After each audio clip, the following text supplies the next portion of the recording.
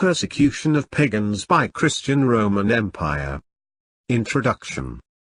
In the Sermon on the Plain in the Gospel of Luke, as part of his command to love your enemies, Jesus says, "But I say to you who hear, love your enemies, do good to those who hate you, bless those who curse you, pray for those who abuse you.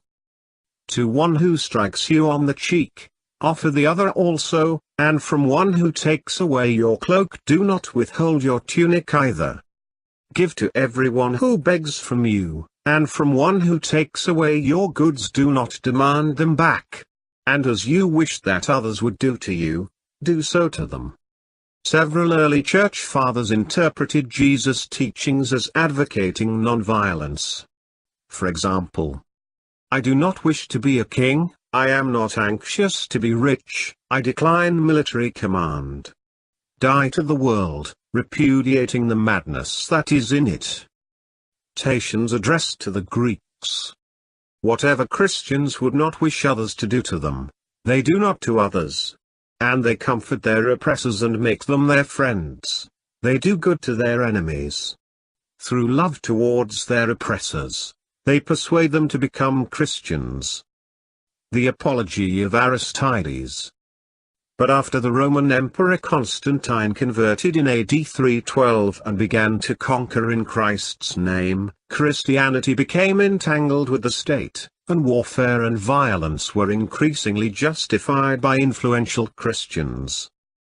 This attitude of Christians will carry on as long as they are in power, which gives us the impression that, just like any human being, when a group is in a weak position, they will talk about peace and tolerance. But once they get the authority and start to govern, they will promote for intolerance and persecution of other groups in a way much worse than what they faced initially, and they will even justify and legalize that behavior. The Christians comprised 10% of the Roman Empire population in 313 AD when the Edict of Milan was signed. They increased to 90% of the Roman Empire population within less than 100 years as the Roman emperors became Christians and fell under the influence of the Christian scholars. The same thing happened in Alexandria by the Patriarch Cyril, who was dubbed as the Pillar of Faith. Charlemagne did the same during the invasion of the Saxons, together with the atrocities which happened during the struggle of various Christian denominations. All these incidents imply that the term Christian pacifism does not exist in reality. Christianity per se is a peaceful religion, but the Christians were not. The persecution of pagans. The persecution of pagans in the late Roman Empire began during the reign of Constantine the Great, when he ordered the pillaging and the tearing down of some temples. The first anti-pagan laws by the Christian state started with Constantine's son Constantius II, who was an opponent of paganism. He ordered the closing of all pagan temples, forbade pagan sacrifices under pain of death, and removed the traditional altar of victory from the Senate. Under his reign, ordinary Christians began to vandalize pagan temples, tombs and monuments. This persecution had proceeded after a period of persecution of Christians in the empire. From 361 until 375, paganism was relatively tolerated. 3 emperors, Gratian, Valentinian II and Theodosius I, reinstituted state anti-paganism policies under the influence of the Bishop of Milan, Ambrose. As a penitent under the care of Ambrose, Theodosius was influenced to issue the Theodosian decrees of 391. Religious policies of Constantine the Great. The anti-paganism policy of Constantine the Great evolved from the initial prohibition on the construction of new temples and pagan sacrifices, to orders for the looting and the tearing down of the temples by the end of his reign. Earlier in his reign he had prohibited the construction of new temples, but tolerated the practice of pagan sacrifices. According to church historians writing after his death, Constantine converted to Christianity and was baptized on his deathbed, thus making him the first Christian emperor. Constantine, though he made his allegiance clear, did not outlaw paganism. In the words of an early edict, he decreed that polytheists could celebrate the rites of an outmoded illusion, so long as they did not force Christians to join them.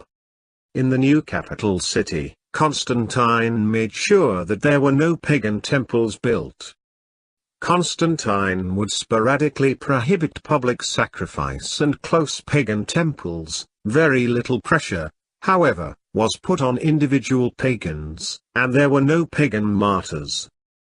Constantine had continued to engage in pagan rituals. The emperor still claimed to be a supernatural being, although the outward form of this personality cult had become Christian. According to some authors, the issuing of the Edict of Milan showed that Constantine continued the policy of toleration which Galerius had established. In the year 325 he had the Christian bishops convene at the First Council of Nicaea, and from then on continued to take an active interest in the affairs of the Church. Church restrictions opposing the pillaging of pagan temples by Christians were in place even while the Christians were being persecuted by the pagans.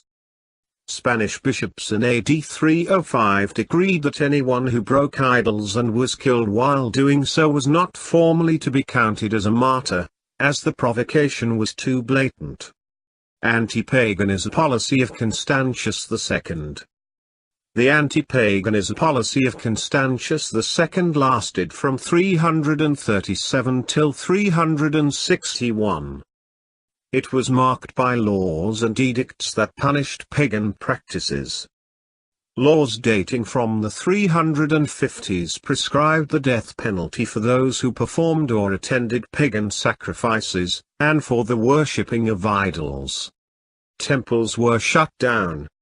There were also frequent episodes of ordinary Christians destroying, pillaging, desecrating, and vandalizing many of the ancient pagan temples, tombs and monuments. Paganism was still popular among the population at the time. The emperor's policies were passively resisted by many governors and magistrates. In the year 353 Constantius prohibited pagan sacrifice under the penalty of death. He also shut down some temples, forbade access to them, and ended their subsidies of public taxes. Consistent with Christian theology, Constantius carried out an active campaign against magicians, astrologers and other diviners. Anyway, the emperor never attempted to disband the various Roman priestly colleges or the Vestal Virgins, and never acted against the various pagan schools. However, the effects of policy were enough to contribute to a widespread trend towards Christian conversion, though not enough to make paganism extinct. Anti-pagan actions by ordinary Christians. Some Christians encouraged the emperor to take even more extreme measures in their zeal to stamp out paganism. For example, in the aftermath of the abolition of sacrifices, Firmicus Maternus, a convert to Christianity, urged, "Paganism must be utterly destroyed and blotted out, and disciplined by the severest enactments of your edicts, lest the deadly delusion of the presumption continue to stain the Roman world. And how fortunate you are that God, whose agents you are, has reserved for you the destruction of idolatry and the ruin of profane temples." Constantius did not, apparently, attempt to stop the Christians from destroying and pillaging many of the ancient temples. However, in the Theodosian Code there is a law for the preservation of the temples that were situated outside of city walls. Constantius now declared that anyone found guilty of attending sacrifices or of worshipping idols would be executed. It appears the magistrates were uncomfortable with carrying out this law. It was largely ignored. Removal of the altar of victory. In 357 Constantius removed the altar of victory in the Senate house because of the complaints of some Christian senators. This altar had been installed by Augustus in 29 BCE. Each senator had traditionally made a sacrifice upon the altar before entering the Senate house. Julian, 361–363, attempted to revive paganism during his brief period of rule. Under the equally brief reigns of his successors, Jovian, Valens and Valentinian I, 363–378, persecution of pagans was minimal. Jovian seems to have instituted a policy of religious toleration which avoided the extremes of Constantius. Under Valentinian and Valens, religious toleration continued. Valentinian also confirmed the rights and privileges of the pagan priests and confirmed the right of pagans to be the exclusive caretakers of their temples. Valens, who ruled the East, was an Arian and was too engaged with fighting against the Orthodox Christians to bother much with pagans. Anti-pagan is a policy of the emperors Gratian, Valentinian II and Theodosius I. The anti-paganism policies pursued by the emperors Gratian, Valentinian II and Theodosius may have been influenced by St. Ambrose, the Bishop of Milan. Under pressure from Ambrose, Theodosius issued the infamous Theodosian Decree of 391. Gratian took steps to repress pagan worship. This policy have been influenced by his chief advisor, Ambrose, the Bishop of Milan. In 382, Gratian appropriated the income of pagan priests and the Vestal virgins confiscated the possessions of the priestly colleges. The colleges of pagan priests also lost all their privileges and immunities. Gratian declared that all of the pagan temples and shrines were to be confiscated by the government and that their revenues were to be joined to the property of the royal treasury. In 388 Valentinian II assumed the office of emperor in the Western Roman Empire. He refused to grant the request from pagans to restore the altar of victory to the Senate house. He also refused to overturn the policies of his predecessor by restoring the income of the temple priests and Vestal virgins. In the year 391, Valentinian II issued a law that prohibited sacrifices and that forbade anyone from visiting the temples. A later law of Valentinian declared that pagan temples were to be closed. This was viewed as practically outlawing paganism. The anti-paganism policies of Theodosius began in 381, following the first few years of his reign over the Eastern Empire. Theodosius reiterated Constantine's ban on pagan sacrifice on pain of death. He pioneered the criminalization of magistrates who did not enforce the anti-pagan laws. He broke up some pagan associations and destroyed pagan temples. Between 389–391 he issued the infamous Theodosian Decrees, which established a practical ban on paganism. Visits to the temples were forbidden, remaining pagan holidays were abolished. The sacred fire of Vesta in the Temple of Vesta in the Roman Forum was extinguished. The Vestal virgins disbanded, auspices and witchcraft punished. In 392 he became emperor of the whole empire. From this moment till the end of his reign in 395, while pagans remained outspoken in their demands for toleration, he authorized or participated in the killing of pagan priests, destruction of many temples, holy sites, images and objects of reverence throughout the empire and participated in actions by Christians against major pagan sites. His later decrees were seen as effectively a declaration of war on traditional religious practices, and for anyone caught, was a death sentence, as well as an automatic confiscation of property, even for private familial rights within the home. However, it appears that many covertly still chose to do so in defiance of the edicts, despite the risk to their heirs. He likely also suppressed the ancient Olympic Games. The last record of the Olympics being celebrated in ancient Rome is from 393. Anti-paganism laws were instated later by emperors including Arcadius, Honorius, Theodosius II, Marcion and Leo I. They reiterated the bans, especially on pagan rites and sacrifices, and increased the penalties. The necessity to do so indicates that the old religion had still many followers. Support for paganism was still present among Roman nobles, senators, magistrates and other officials, who often protested or failed to enforce the edicts. The practice of paganism had to be carried out in secret in order to comply formally with the edicts. Some pretended to convert to Christianity while secretly continuing pagan practices. Some Christians apostatized by converting back to paganism. Numerous laws against apostasy were promulgated and penalties increased from those in the time of Gratian and Theodosius. Pagans openly voiced their resentment in historical works, such as the writings of Apius and Olympiodorus. Some writers blamed the Christian hegemony for the 410 sack of Rome. Christians destroyed almost all such political literature and threatened to cut off the hands of any copyist who dared to make new copies of the offending writings.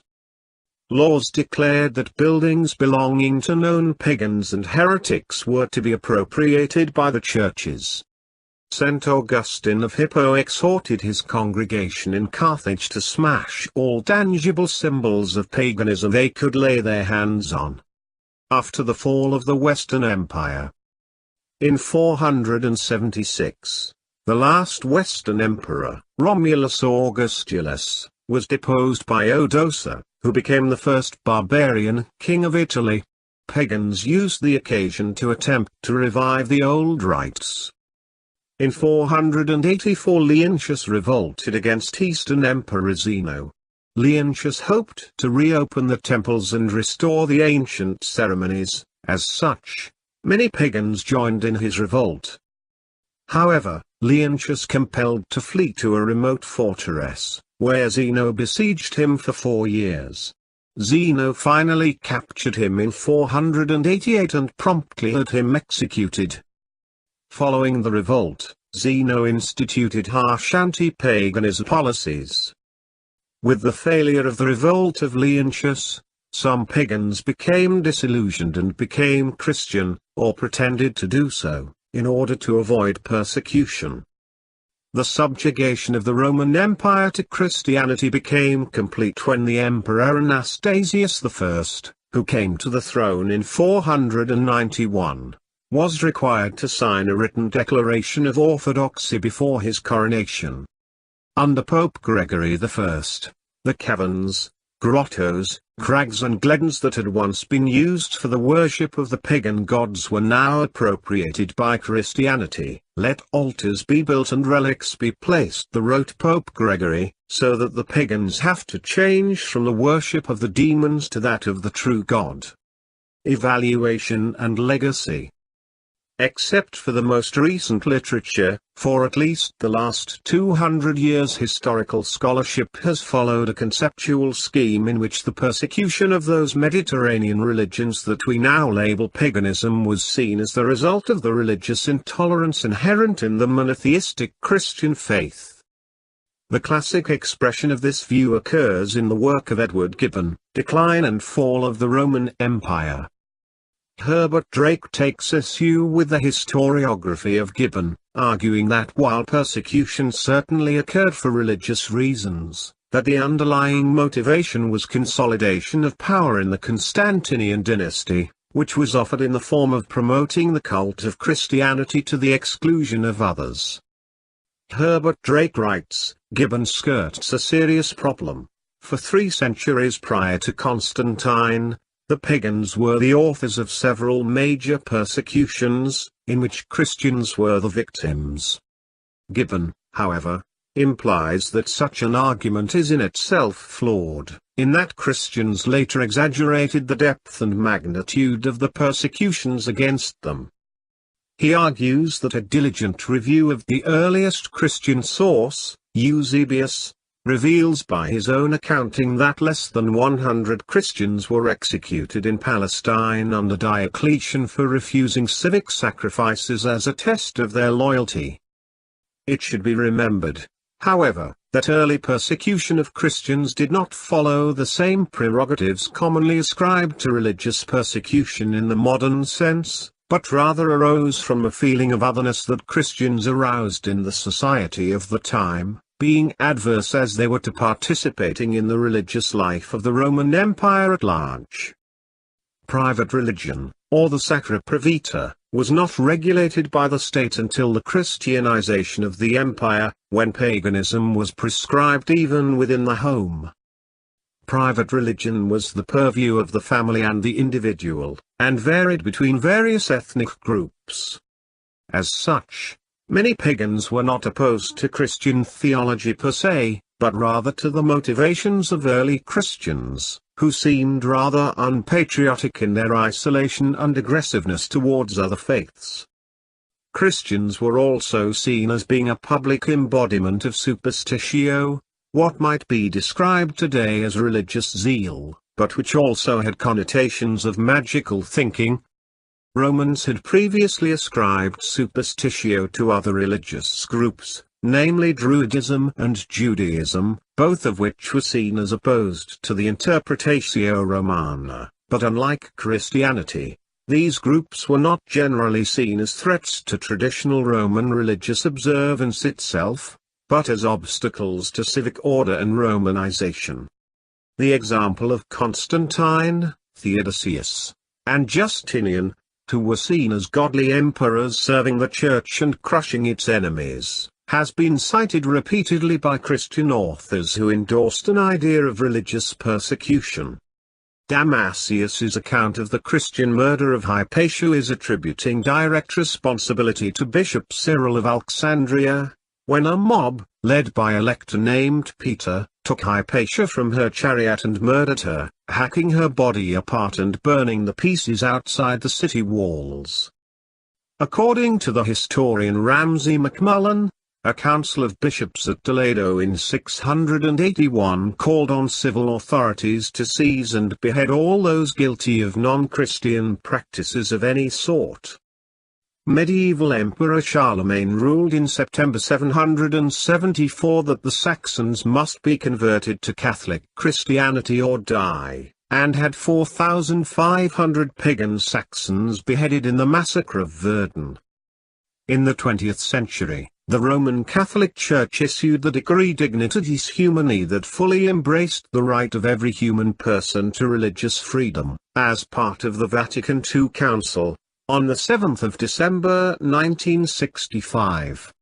On the 12th of March 2000, Pope John Paul II prayed publicly for forgiveness because Christians have often denied the gospel, yielding to a mentality of power. They have violated the rights of ethnic groups and peoples, and shown contempt for their cultures and religious traditions.